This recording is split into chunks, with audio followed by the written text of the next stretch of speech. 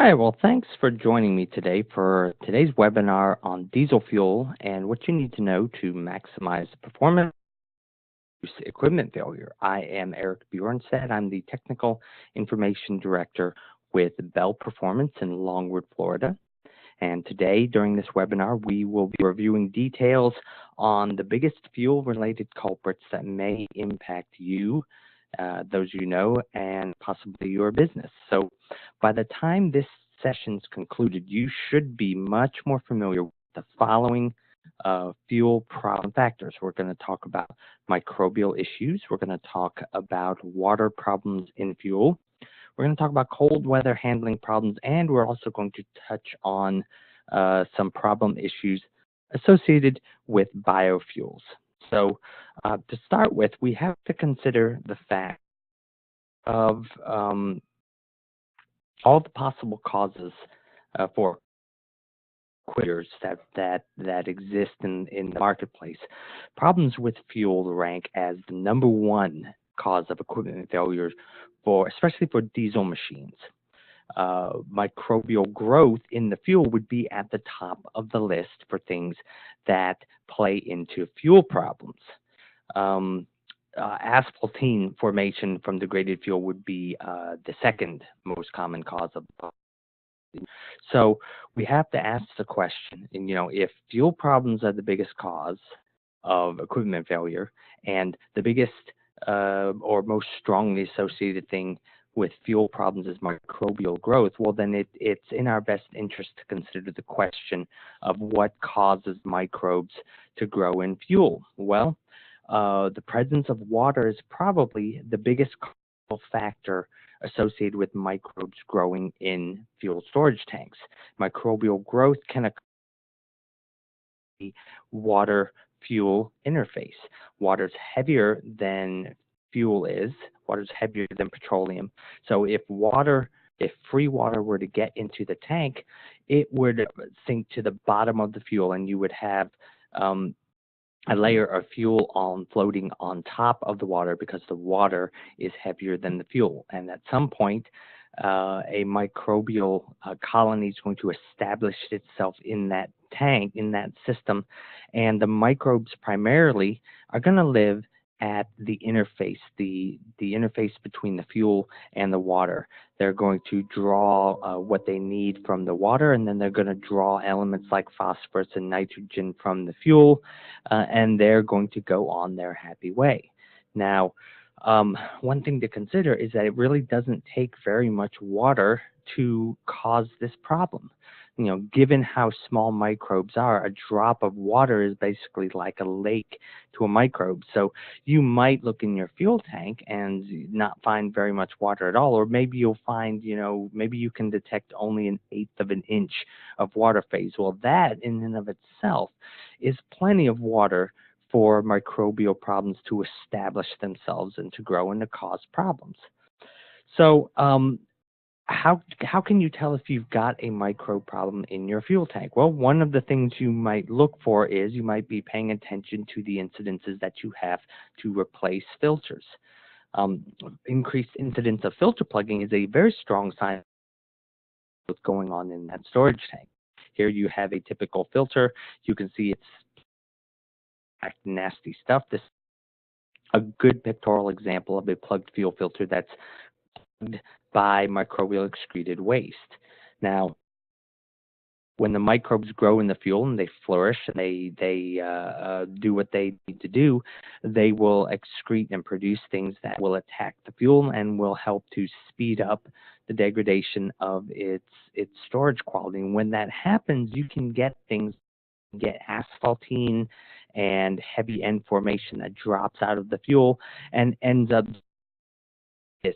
collecting in places, clogging fuel lines, clogging filters, starting to, not just destroying the fuel quality, but causing big problems in other areas as well.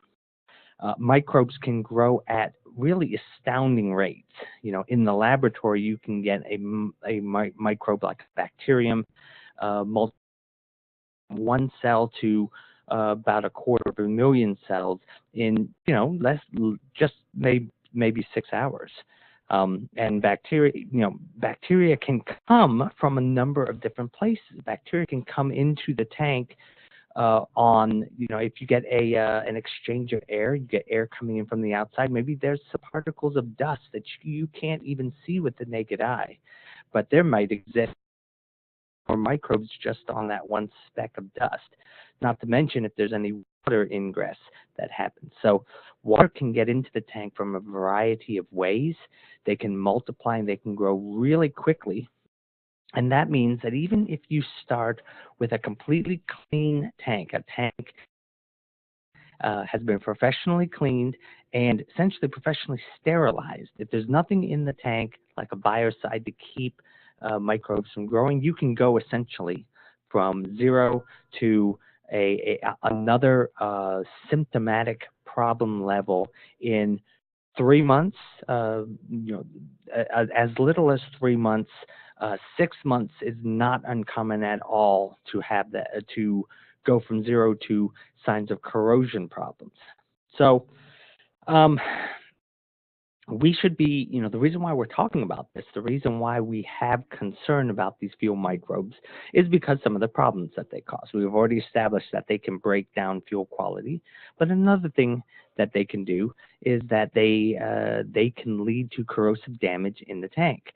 As you can see from this picture of a tank of corrosive damage all over the place. You can see some pitting damage along here. Of course, you can see this discoloration here. All of that is microbially induced corrosion, or what they call MIC. They might call it MIC, microbially induced corrosion. So microbes grow in the fuel supply. They excrete that attack metal parts, and it is very common to see 1 to 3 millimeters a year of steel dissolved by simple microbial corrosion. There have been multiple reports of up to 10 millimeters in a year. It really didn't used to be this way. We ask, why are fuels today more prone to microbial problems? Because for those of us who have been in the industry for multiple decades, we can remember a time when the best practice was do your best to control water, and you never have to deal with microbial problems. But that's no longer the case at all nowadays. So what fuels today more prone to problems like microbial problems than they ever were before? Well, in order to get the answer to that, we have to consider how government mandates have caused the fuel properties to change. The big one at fault here is the EPA-mandated reduction of sulfur content in the fuel. 2006, sulfur content was mandated to be capped at just 15 parts per million. That was down from 500 parts per million the year before. So that's, if you do your math, that's a 97%, I don't know, 98% reduction in sulfur. And this was a problem.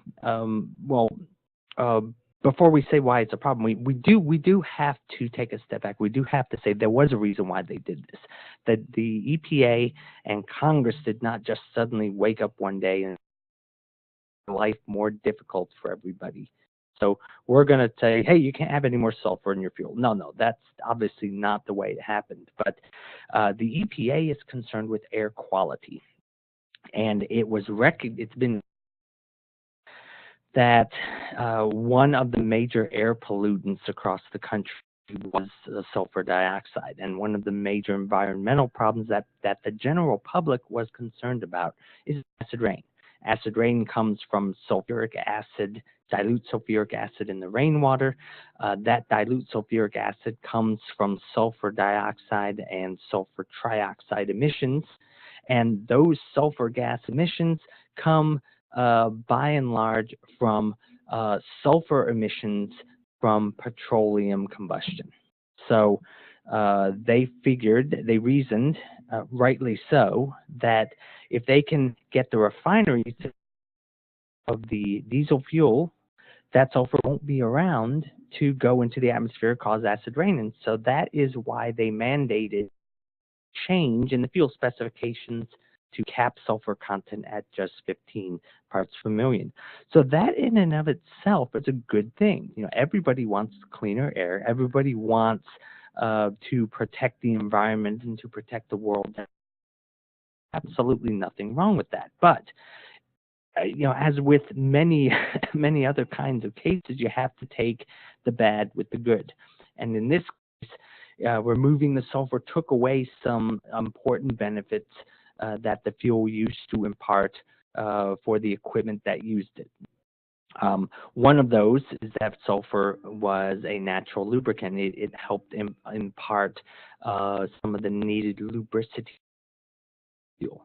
Lubricity is a your specification of the fuel that basically means how well does it lubricate something. And when you have hard-working fuel injectors and fuel pumps in diesel systems, they historically had relied on the sulfur and the lubricity properties of the fuel in order to keep them lubricated and keep them from wearing out prematurely. So now that sulfur is gone, the fuel doesn't have as much lubricity as it used to. They were able to get around and solve this problem by mixing in biodiesel, and B, by developing aftermarket lubricity additives that they would add at the refinery level. Now, the other one that's most relevant to what we're talking about here today is that sulfur was sulfur was a natural biocide that suppressed microbial growth. Now, what we mean by that, because let's explain exactly what we mean by that. We don't actually mean that sulfur was a biocide. A biocide is something that kills living organisms. Okay, sulfur didn't kill living organisms, but its mere presence in the fuel created an environment that microbes didn't really like to be around. So the presence of sulfur content in petroleum helped to suppress microbial growth. Well, when you take all of that out, now you've taken away the one thing that really enables the fuel to be resistant to microbial growth. So that's why the fuels of today have a lot more, a lot more microbial growth in it than they did in the past. It's because they took the sulfur out of the diesel fuel. So how do you know that? Well, we've already mentioned that if you have water in the tank, and if your intervals of filter change have changed substantially, well, those are strong clues that you may have a microbe problem. But those don't prove in and of themselves that you do. How would you prove that? Well, you would have to take a fuel sample, and then you'd have to test that fuel sample for microbial presence. And so here what we have is we have a couple of examples of what they call a bacon bomb. Not named after Sir Francis Bacon, but named after another guy named Bacon, whose name escapes me right now. But these are also known as fuel sampling thieves.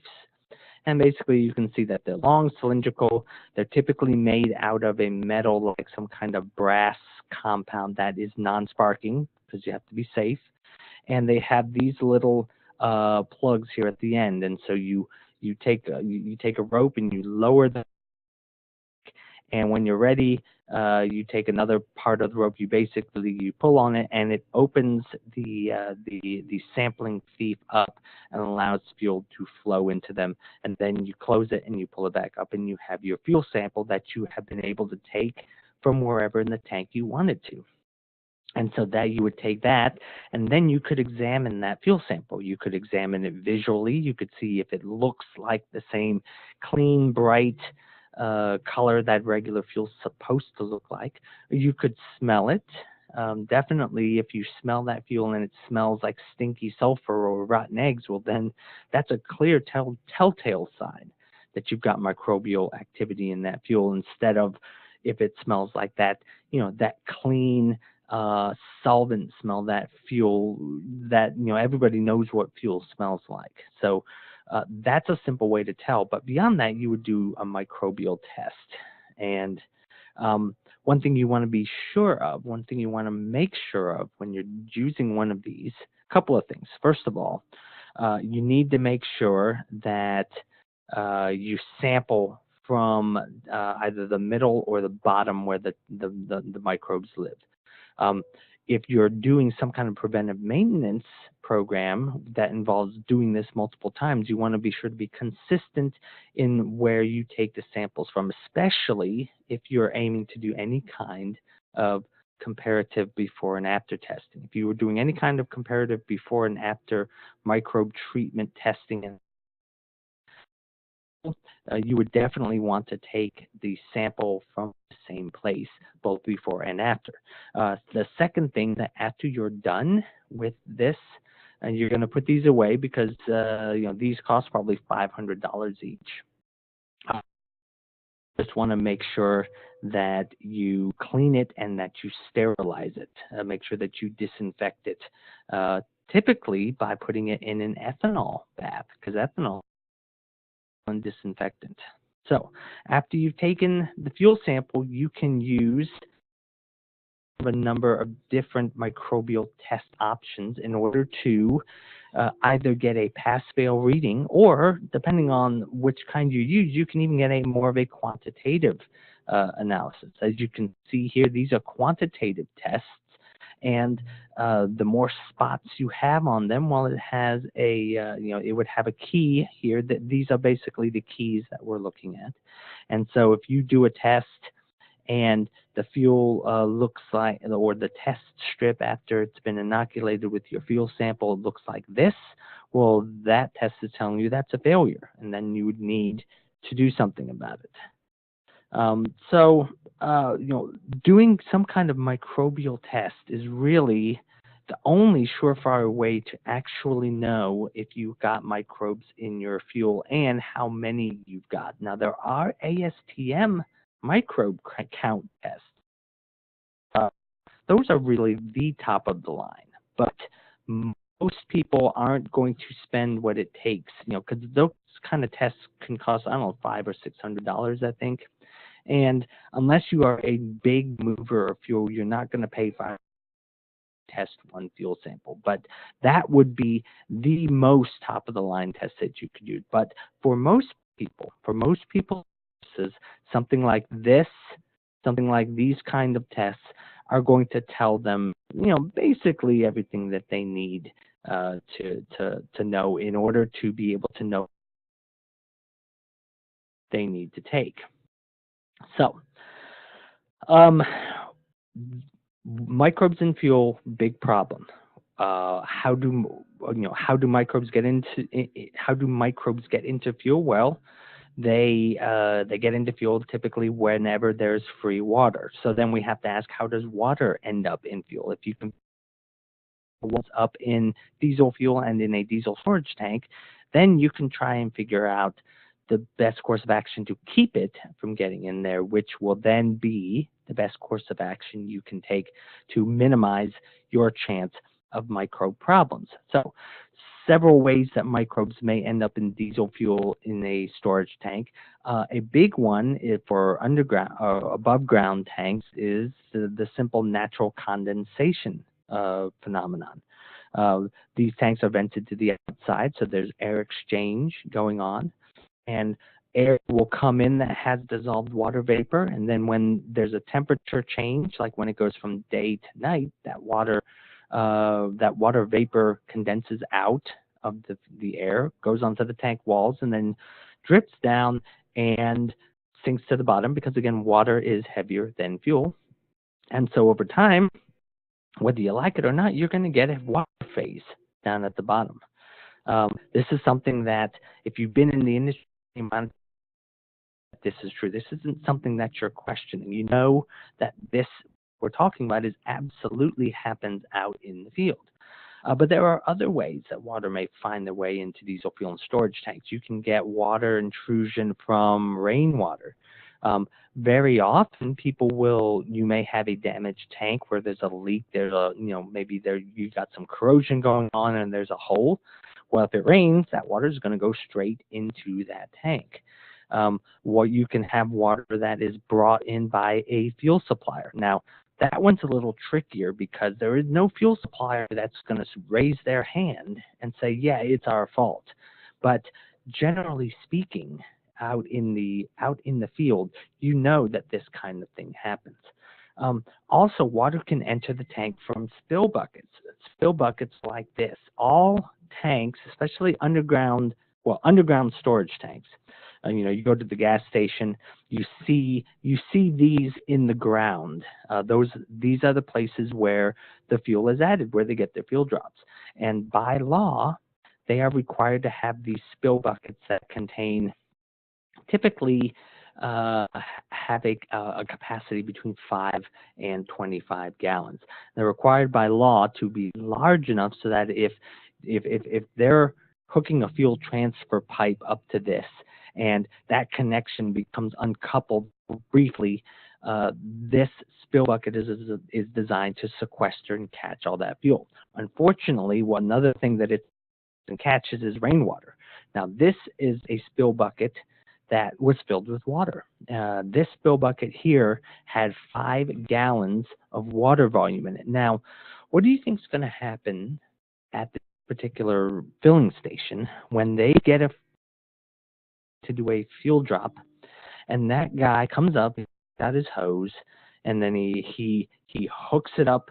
He opens this, hooks up his hose, transfers the fuel. What do you think is going to happen to all this water? Of course, it's going to rush straight down into that storage tank. And if you don't think that this thing happens more often than you think, well, don't think that, because it does. It happens all the time. Because not everybody cares about this kind of thing as much as the tank owner does. Well, that fuel transport guy cares about is getting and moving on. He doesn't care if this water gets into the storage tank. So that's also very common to get into underground storage tanks. Water can also form in vehicle fuel tanks themselves. Now, water does not form through air exchange in vehicles, because fuel tanks are not vented to the outside. There is no air exchange. However, water does form because of temperature differences with the fuel. So what we're talking about is in this schematic, you can see you have a fuel tank here, and that fuel tank is going to the fuel line is going to take fuel and it's going to draw it to the places of the engine where it's needed. And one of the functions that fuel has, besides being burned for combustion, is it's also used to cool the injectors. So some of this fuel coming out of the fuel tank is going to be injected by these injectors here into the combustion chamber and used as fuel. But the rest of it is going to go, and it's going to be across the injectors and used to keep them from getting so hot that they burn out. Once that's done, then what do you think is going to happen to that fuel? Well, it's going to be circulated back to the fuel tank. And now you've got fuel that's hotter than it was when it left, because remember, that fuel was used to cool these things down. So it cycled back to the fuel tank, and so you've got hot fuel return going back into the fuel tank, and that results in, if there's any air in that tank, then that causes that air and the water vapor that's in that air to condense out and collect over time in that diesel engine fuel tank, in much the same way that it collects in fuel storage tanks. Now, fuel water separators are essential pieces of equipment used in the engines and get water out of the fuel. So they're pretty essential, and they're pretty common in the fight against water, but they cannot solve everything. A typical fuel water separator will work by basically using gravity to force water to fall to the bottom of the separator. But it does not address every single kind of water. It's excellent for getting free water out. They're very good and very useful for getting free water out. But one thing that they will not do is they will not get purified water out, and they will not get dissolved water out, which all diesel fuel typically has some level of dissolved water in it.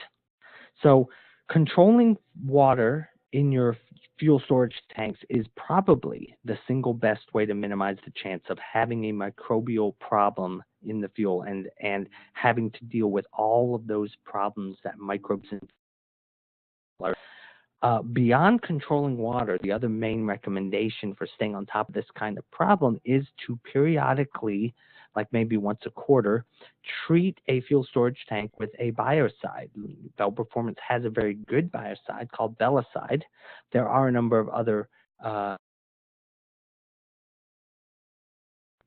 some of them are better than others, and we actually have a very good comparative section on our website where we lay out exactly what the differences are between the different biocide chemistries. But controlling the water and treating the fuel with a prevented dose of biocide on, let's say, a quarterly basis or once every 3 months, those are going to be your best ways to prevent microbial issues in diesel fuel. Another big problem that fuel has that causes practical problems for users is the cold weather problem. Diesel fuel contains paraffin wax. Typically, it's dissolved in the fuel and stays dissolved in the fuel and burns with the fuel, and it provides energy value. But when that fuel gets cold in the winter, that wax becomes undissolved, and it comes out and causes the fuel to gel and not to be able to flow. All fuel has cloud point temperatures, cold filter plug point temperatures, and pour point temperatures as part of their specifications. And those are simply the temperatures that should indicate at which temperature that fuel is going to produce these kind of undesirable effects. So when the fuel gets too cold, you get filters that look like this. This is all wax that came out of diesel fuel. And I can pretty much guarantee you that whatever vehicle fuel system this filter came out of, it ain't going anywhere. And the only thing they can do is rinse this out and try and warm the fuel system up to try and get this wax redissolved back into the fuel. How do you prevent this kind of problem? Well, there's two main ways that you can prevent gelling problems in diesel fuel. One way is to preventively treat the fuel with some kind of cold flow treatment. Those are typically very economical treatments. Bell Performance has one of them called Cold Flow Improper. Those are typically added before the fuel gets so cold that you start to see these crystals. So typically you'd add them in the run up to winter, and once it's in the fuel, then when these paraffin wax crystals start to come out of solution, the cold flow improver that's already present in the fuel will actually keep them apart. It will act as a dispersant, essentially. Keep them apart, keep them from growing so large that they stick together and form this kind of gel matrix. And what that does for the diesel fuel user in winter is that it basically lowers the temperature at which they can expect to have problems. It buys them more time. Now, for people who are in really cold climates like Alaska, like in a lot of parts of Canada, and even in some parts of the extreme northern U.S. like North Dakota and Montana and Minnesota, it's been a common practice for years to create their own winter diesel fuel mixes by taking kerosene, number 1 diesel, mixing it in with number 2 diesel. Kerosene gels at really low temperatures, like, I don't know, minus 50. So they take a certain percentage of kerosene and they mix it into number 2, and they're able to depress the fuel's gelling temperature as much as they need to. Now, there are downsides to this, like they lose energy value, and they have to make sure to add some kind of lubricity improver. But by and large, that's the way that people in the marketplace can get around this cold weather diesel gelling problem. So as you can see, anti-gel is definitely needed in cold climate areas. What do you do if you miss the boat on treatment and the fuel system is completely gelled? Well, the historical solution to this has been, well, if it was a truck and the fuel system was gelled completely, you'd have to tow the truck to a garage and let it up. When the fuel warms back up, it will redissolve this gel. But if that's not really an option, there are rescue fuel treatments like quick thaw, which essentially you take the filter off, you put this quick thaw stuff in there, and it melts the wax. And then you put the rest of the quick thaw treatment into the fuel system, and you give it, maybe 30 minutes, and it melts the wax and enables the fuel to get back flowing again. That's really the only thing you can do if the fuel system is completely gelled. Another problem or another cause of fuel problems nowadays is biodiesel. Biodiesel is a renewable fuel, so people like it because it gives them the impression that they're supporting farmers and that they're reducing dependence on foreign oil. Most diesel fuel nowadays has up to 5% biodiesel concentration. Biodiesel has some good things about it. Absolutely. It's got really good lubricity rate. If you were to take just 2% bio content, you could take 2% bio, add it to ultra low sulfur diesel, and you would solve any lubricity problems ultra low sulfur diesel fuel had. Biodiesel also has less emissions. And of course, like we were just saying, it's a renewable fuel. So it's not petroleum based. But as with many things, you take the good with the bad, or you take the bad with the good in this case. And in this case, three downsides that inevitably come with biodiesel is it's not as stable as diesel has. In fact, it can have as little as 25% the shelf life. How much less depends on what it's made from. You can make biodiesel from any number of animal fats or vegetable fats, and some of them are more stable than others.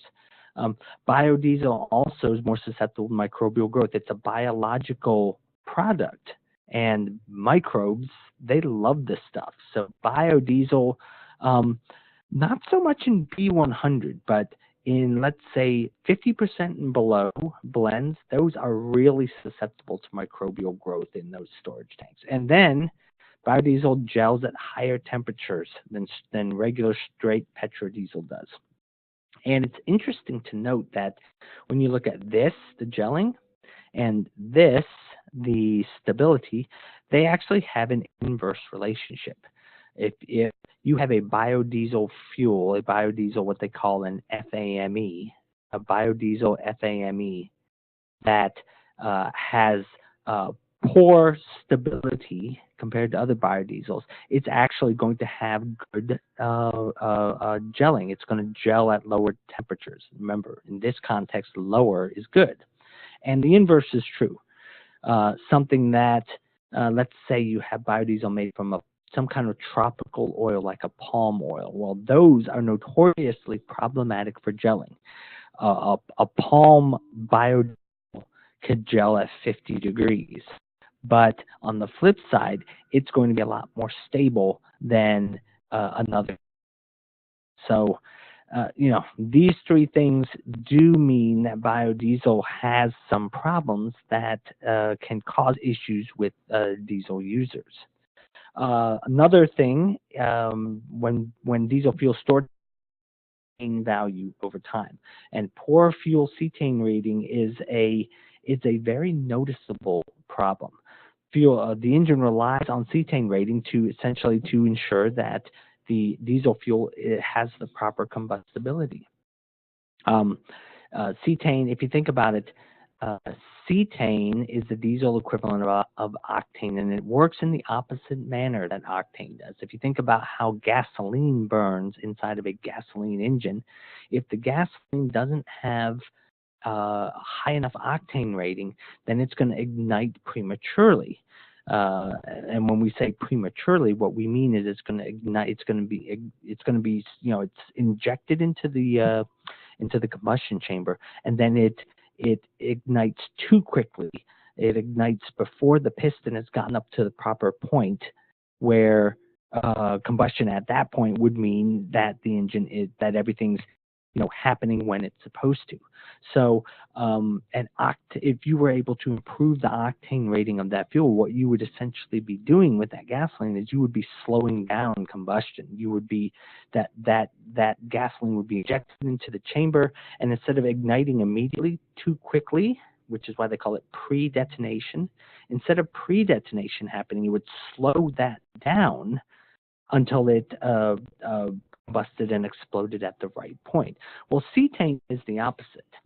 You get diesel fuels injected into a combustion chamber, and if the diesel fuel doesn't have enough cetane, a high enough cetane rating, then it won't ignite too quickly. It won't ignite too quickly, comma. It will ignite too slowly. It'll be too late. So this is where you can take a cetane improver, of which there are several options, including supertane from Bell Performance. If you add a cetane improver, it speeds up the combustion of that diesel fuel.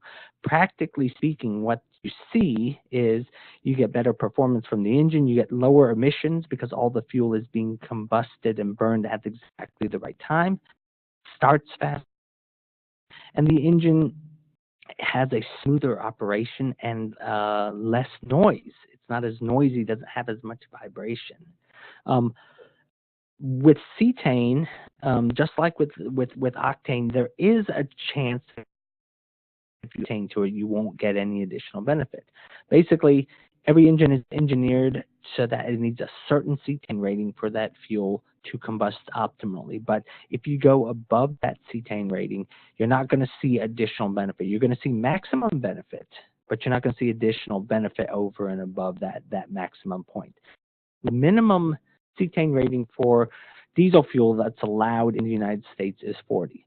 Most diesel engines, though, run best when the cetane rating is between 45 and 50. And there are other areas of the world that require minimum cetane ratings to be higher. I believe that that Japan has a minimum of 46, and I want to say that the European Union is 50 or 52. Whether it's 50 or 52 or something else, it's higher than what it is in the United States. A couple of other things as we start to wrap this up. Fuel storage issues. Fuel storage issues with diesel. When you think about the prevalence of cracked fuel stocks, you know that diesel fuel today does not have anywhere near the storage life that it used to have. And if you have an above ground storage tank, for some reason, there are actually some people that have dark fuel storage tanks. I really, for the life of me, don't know why you'd want to do this, because dark storage tanks absorb heat from the sun, which means they get hotter, and heat accelerates all different kinds of chemical reactions, including the chemical reactions that comprise, fuel instability. So if at all possible, you don't want to have a dark storage tank like this. The reason why this matters, real quickly, the reason why fuel storage problems matter is all fuel, whether it's diesel fuel, whether it's gasoline, whatever, they all start with unstable molecules at the very beginning. Those are called precursors. And if those get exposed to something like some kind of catalyst, or if it gets hot, or molecules to react with to try and make themselves stable. That's just a phenomenon of chemistry in the natural world. So if you have fuel that starts out with natural precursors, then you give it enough time, those are going to react with other molecules to create more unstable molecules, which will then create, through a chain reaction, your fuel will eventually going on inside of it, that it will turn dark and it will break apart and its storage quality will be degraded. The main solution to this, apart from housekeeping measures like keeping water out of the tank, keeping microbes out of the tank, apart from that, there are really good fuel treatments out there that you put them in at the beginning, and they stop the chain reactions from happening that break fuel storage quality apart. So Best practices for minimizing fuel problems. A lot of it starts with preventive maintenance. All of these suggestions here are best practice suggestions that if you do one or more of these, you're going to increase your chances of minimizing possible fuel problems. Number one, drain or pump the water from your diesel tanks. Try to keep that water out of there as much as you can. Now, we realize that not everybody can spend every day just staring at their fuel storage tanks, but you definitely do not want them to be an out of sight, out of mind kind of thing. You should do this probably at least monthly. So drain or pump water out of there on a regular basis. If you can, keep diesel tanks as full as possible. The more fuel that you have in there, the less head space and the less air is in there to provide water vapor, to provide microbes, that kind of thing. So keep diesel tanks and gasoline tanks too, not just diesel, but keep fuel tanks as full as possible to prevent condensation. Treat regularly with biocide. We mentioned that earlier. We just mentioned using a fuel stabilizer. This one is really easy to do and it's really cost effective, and the return that you get from it is surprisingly high. And if possible, you want to make sure that your fuel supplier is doing what it can to prevent problems. Most fuel suppliers do, but you never know. So make sure that your fuel supplier knows it's a priority, that that they do what they're supposed to from a housekeeping measure in order to minimize the chance that you. There are of excellent chemical fuel treatments. Biocides is probably the most unique one. Biocides do one thing: they kill microbes in whatever liquid that they're used in. Belicide is Bell Performance's biocide. It's one of the better ones on the marketplace. You should treat fuel regularly. Again, we saw in the previous slide, every 90 to 120 days. So we typically say once a quarter. That's every 90 days. A good biocide like Belicide will kill for 4 weeks. It'll kill for 30 days, and it will kill microbes on contact. So it'll kill them quickly and maintain that kill for up to 4 weeks.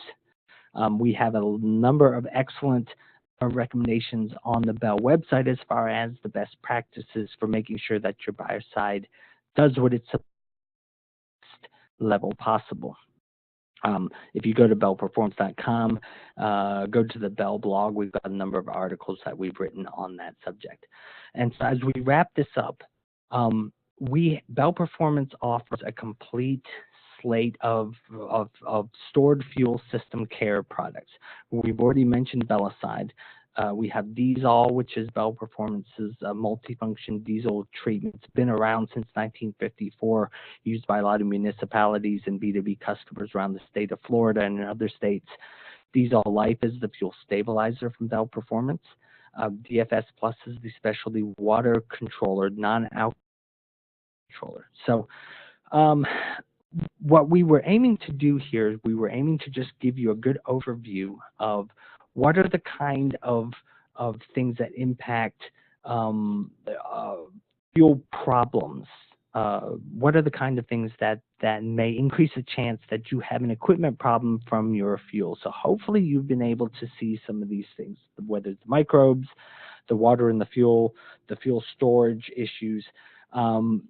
Hopefully you've at least got a little bit better handle on this kind of thing. But there is a lot more that can be said about all of these things. So we hope that you got a lot out of this. If we were there with you live, then this would be the point where we would say, okay, does anybody have any questions? But chances are you're going to be watching this on the video. So if you have any questions, you can email me. You can email me at Bell Performance. You can call me at the office, of course. We have our number down here. But if you want, you can email me. Again, my name is Eric Bjornstad. So my email is ebjornstad, which is Echo Bravo Juno October Reno November Sierra Tango Alpha Delta. That's EBJORNSTAD @bellperformance.net. Send me an email. whatever you need, I'll be glad to try and help. So thanks for joining me for this. Concludes this webinar on diesel fuel, what you need to know to maximize performance and reduce equipment failure. I am Eric Bjornstad with Bell Performance. Appreciate you joining me, and we'll see you next time. Bye.